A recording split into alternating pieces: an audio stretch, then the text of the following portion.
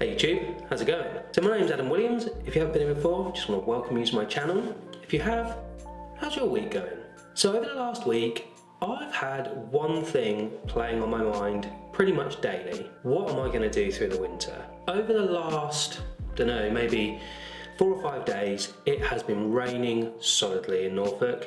Now when I was a kid, it was a different thing. Like, I didn't have responsibilities. I would just squeeze in the skate as and when I could, and that would be it. Like, there was no consequences to it. Now as an adult, I've got a girlfriend, I have a dog, I have a cat, I have a job, I have all the things that you have to do as an adult. To then have to try and fit in skating on top of that proves really, really difficult when the weatherman doesn't want to play ball. Now, before I found blading again, I've been doing a lot of cycling.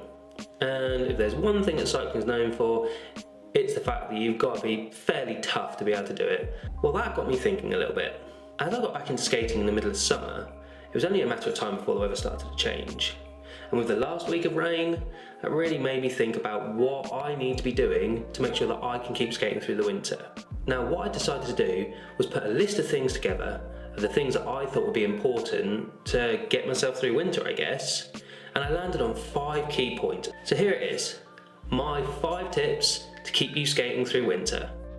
So, tip number 1, always wear layers. Now, if you're like me and you live in the UK, you know how cold it can get over the winter, especially in the north. One of the things that I learned from cycling is that you should never ever rely on 1 or 2 pieces of kit. You're taught in cycling to layer up. Start with a base layer and layer that up to a top jacket. Now the reason for that is because you can get warm pretty quickly on a bike, and that just means that you can strip off layers as and when you need to, and then when you get too cold, you can pop those back on. Now the same applies for rollerblading. It is a high energy sport, so wear layers. Like, start with something nice and thin as a base layer and work that up to a top jacket. That way, when you're skating and you're starting to hit those tricks a little bit harder, you can take those jackets off as you get warm, but inevitably you're gonna stop and you're gonna stand around for a little bit at some point, so it gives you a good opportunity to layer back up when you stop skating. It means you're not gonna get cold, because that's the last thing you want.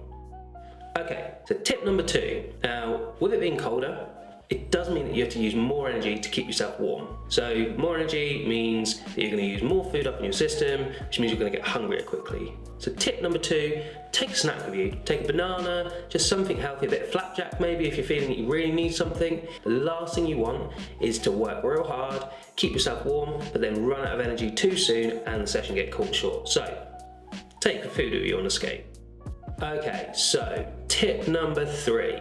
We all know that in the winter it tends to rain a bit more, and wet ground is pretty much a rollerblader's worst enemy when it comes to weather. Now in winter, when you're making that judgment call on whether it's dry enough to skate, don't base your judgment on how dry the road is, base it on how dry the pavement is. The reason for this is cars help to dry roads out. They spread the water thinly on the road and it dries up quicker. So it's a fairly good sign that a skate park's going to be dry if the pavement's dry. So yeah, always base your judgment on the pavement.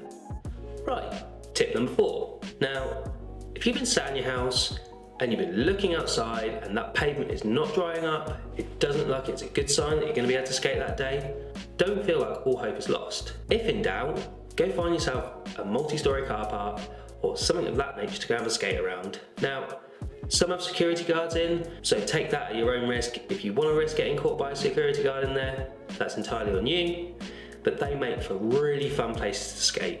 You can bomb from top to bottom, you can practice some more wizard style tricks on the floor on whatever level you're on. If you've got something undercover, utilise it. Not all of us have indoor skate parks around us, so this is probably a good solution to that. So yeah, if in doubt and it's too wet outside, find yourself somewhere undercover to skate. Okay, so my last tip, and this is an important one, just go out and have fun. Don't go throwing down massive hammers. When it's cold, it hurts more to fall over. It just isn't worth it. And at the end of the day, rollerblading is about one thing. It's about having fun. Save the big stuff for summer, because that's the time to do it. When everyone's pumped, in the session, in the warmth, sun shining and all of that, that's when you want to lay those hammers down. Keep winter fun, keep winter simple, and just make sure you can get out there as much as you can. So yeah, that's my 5 tips to keep you skating through winter. So if you like this video, hit that like button, and if you haven't already, subscribe to my channel. And until next time, just keep rolling, stay safe, and I'll see you in the next video.